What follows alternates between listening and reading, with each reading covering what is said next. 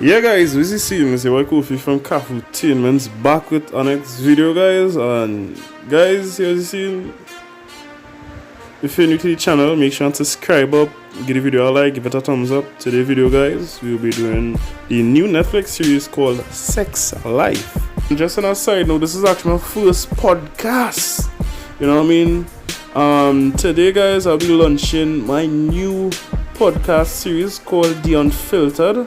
Right, so this series of podcasts is something really interesting. This will be me speaking the truth. I think a lot of things in society just happen, and a lot of people will be afraid to talk about it. And listen, I don't mind going in terms of in dating or red pill or social issues. So this will be me speaking the truth. And listen, this is a disclaimer alert, right? I know a lot of people who are taking my content will know me as a certain way, but I am very diverse in a lot of things. So this podcast series, I know I'm going to tell you, it is going to be very polarizing.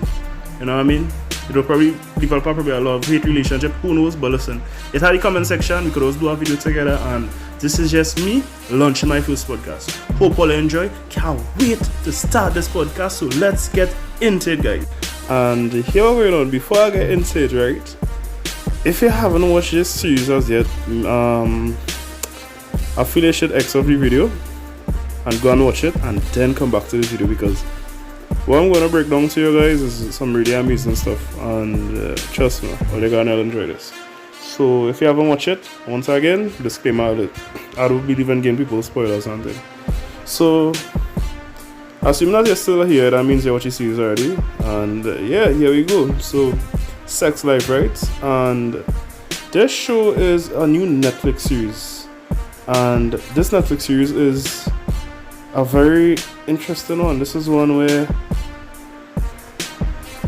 you know, it entails a lot of things that is happening in real life, especially in terms of dating, right? Because most of the times these movies are kind of like sell dreams, or some series of sell dreams where just keep being a nice guy and you'll keep getting the girl. You'll get a girl out there for you. You'll get somebody's out there for you. Some girl will just magically come and pick you up. And don't get me wrong, these things tend to happen. That is life. Life is full of randomness and, you know, blissful moments. But in this show now, Sex Life entails a very polarizing dynamic in terms of how relationships are set up and things that could happen. Although, you know, it could have the happy life, happy wife situation, and it is polarizing to most viewers, because especially like if you're really heavy on the red pill content, a lot of guys will probably be pissed about this show. But this show has a lot of game in it for us. So let's pay attention. This podcast going to get interested. One of the main actress is Billy, right? Billy Man, right? And she was a very sexual, a very vibrant woman back in the days. And the way it started was like she was in college. She and her friend used to go out every night, or every weekend and stuff, and they used to party, and she had a very vibrant sex life. So she would have a variety of different men, you know, and her sexuality was vast, you know what I mean? And those vibes, when you look at it, Billy was living the life though, you know. And she and her friend, they used to party for a while until one random night where she randomly met this guy, ran into this guy, I think it's Brad, right? I think her best friend ended up offering, asked Brad to give Billy a drop and thing. So Brad ended up giving Billy a drop and thing. They end up jamming the night. After the jam now, they end up seeing each other, and then they end up dealing and stuff. But the thing now is, Brad now is one of those guys who fits the bad boy persona. This is guy that most women desire when they're young. You know, Brad is an attractive guy, no homo. He has his own record label company. You know, the dog is he popping it big thing. So after that they started to deal. But the thing what Brad used to give her is like amazing sex. You know, he used to relate, and she used to be, you know, literally she was getting pleased. You know, like he was that guy. You know, he was the alpha guy. But the only problem with Brad now was he had a lot of issues, you know, growing up, and he used to display in the relationship. And thing now, they end up breaking up, you know. As I say, all before you watch this show, you could see the way they break up. Yeah, and the thing is, although Brad used to treat she bad, right, and real bad, like horrible, he used to give you that emotional thrill, that emotional roller coaster, which all women love, but they wouldn't really tell you they like that. But they do desire that, just keep them enticed, keep them interested. It kind of had she hooked because the sex was great, she really used to enjoy it. So thing now, after that breakup, she ended up meeting her soon to be wedded husband, Cooper, right? Cooper is now the perfect guy. He drives a nice vehicle, he works for, I think it's a bank or some investment company now. And perfect guy. So they met now after the breakup thing, the vibe, they end up getting married, and kind of fast forward to today, she ended up writing a journal. She's had to fantasize about her ex-boyfriend because after she had 2 kids, Cooper wasn't engaged. She, love upon thing as she used to. He used to. And that kind of went on for a while until the husband finally, he ended up going and meet the guy. He followed him. I think she ran into him too. So when Billy ran into Brad was her best friend. I can't remember she name, and they were seeing each other. And apparently Billy ran, so apparently they dig real house went up. And apparently she still had feelings for him. So apparently what went on after that, Brad, at that time Brad was trying to get onto Billy. He ended up calling Billy through her best friend's phone, and he ended up picking up the phone in a way where Billy could see what Brad is doing with her best friend. And the best friend tried to resist, but Brad being attractive and thing, it was inevitable. So they ended up hooking up, and she ended up seeing it, and it really, really entice. She really kind of sparked that light in she again. After that scene, Brad started to kind of pursue her. He started to come at she more and more, and after that scene, fast forward now, Brad and he had a conversation about Billy because Cooper is really a good guy. Cooper is the type of guy where all women type. That is the guy that women want to be married when they get older.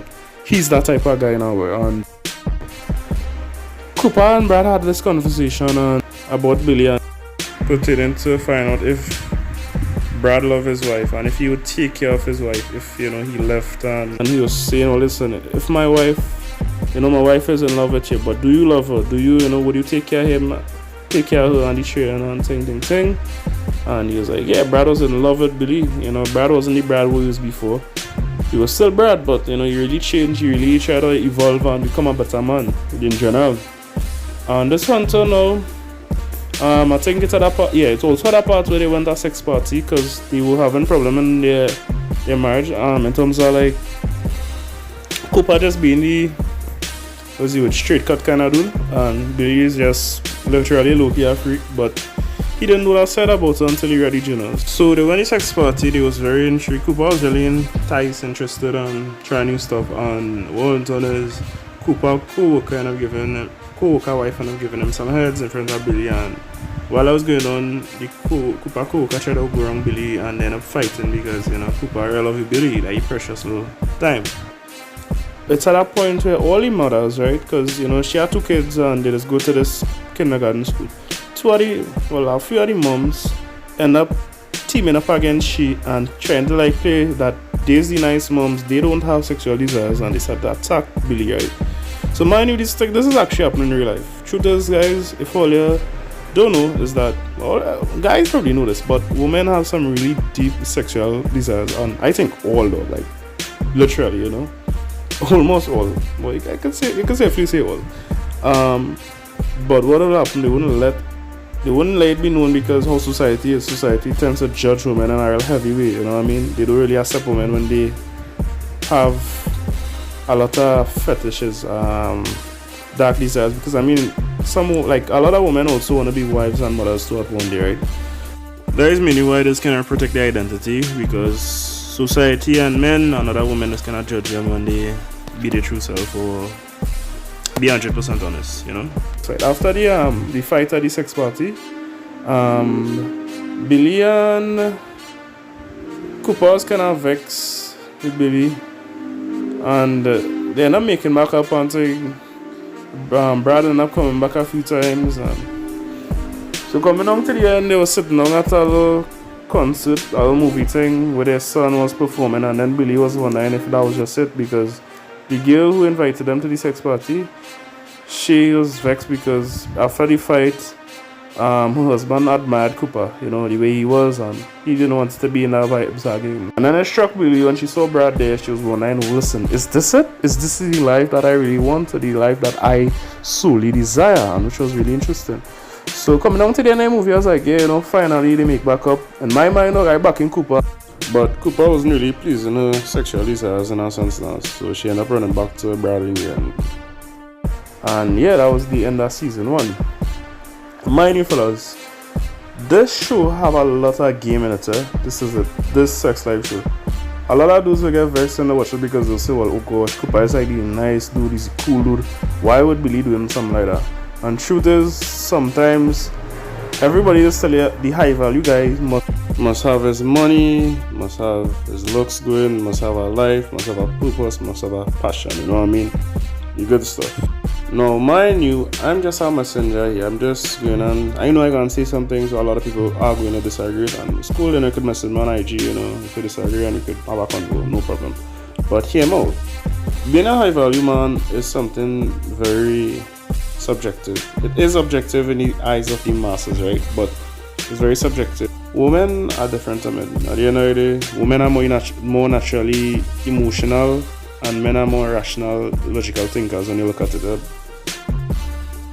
Now, hear me out, sir. Not like I'm not saying Billy was non-shit. You know, Billy had basically wanted the cake and wanted to eat it too. And that was real failure though, because she basically had a nice family.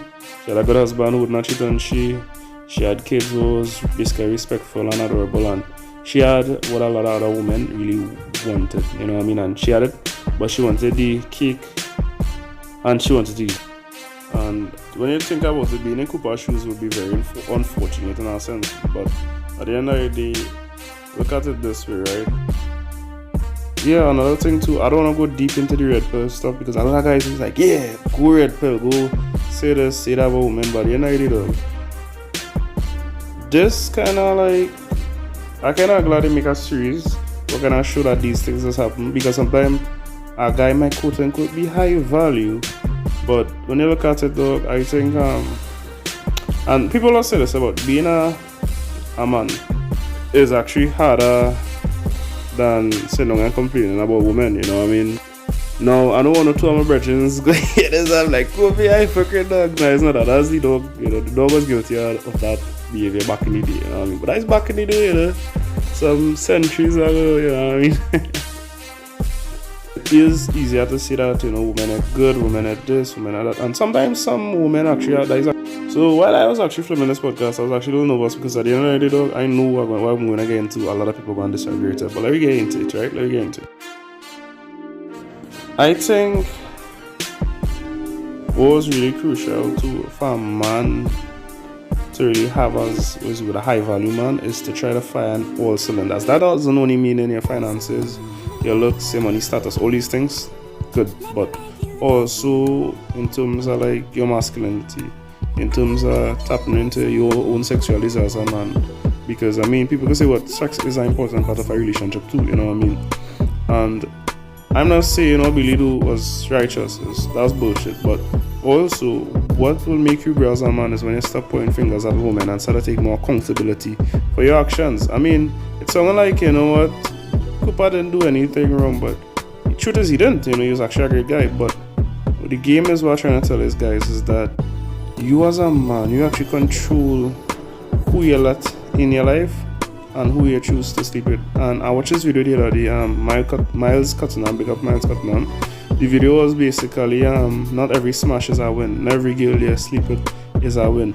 Sometimes you put yourself in very unfulfilling circumstances, you know, you might get a child with a girl who not really feeling it like that, or it might not have mutual respect in the situation. What I'm trying to say, guys, is that start to put yourself first, in other words. You know, start to build your confidence, work on your intrinsic values. This will put you ahead of the curve, and things like this, it will kind of lower the risk that these things happening, you know what I mean? If you could, feel free to disagree, you know. Yes, I know you might be wondering, like, okay, well, what if You know, some women is just more than the woman. Yeah, more than the women are so and so, but they are lost. Yeah, but also the men are lost. Nowadays, it are more weak men than ever before. We just throw around this term called simp all over the places, like, you know, it's a simp if you do this, it's a simp if you do that. If you like a woman too much, it's a simp. Yeah, but what is important for guys to understand is that try to learn and develop yourself and stop trying to follow the masses, you know, like this red pill community. It is good to know that, but not to stay in that much, because one, you will start to hate women and you will start to realize that the world we live in is a bad place. But although yes, you could accept that reality, I'm not saying not to accept it, but try to change your reality by being your fully individual self. Because guys, trust me, oh, they have some really good women. We just always talk about women who just cheat on a man, but we don't talk about women who just stay loyal, women who just be good mothers, women who just be, you know, good wives and all too. But here the thing, you think the women who are those things, they also had a solid man, they also had a man who was masculine, they also had a man who was a good leader, you know, and these things is really important.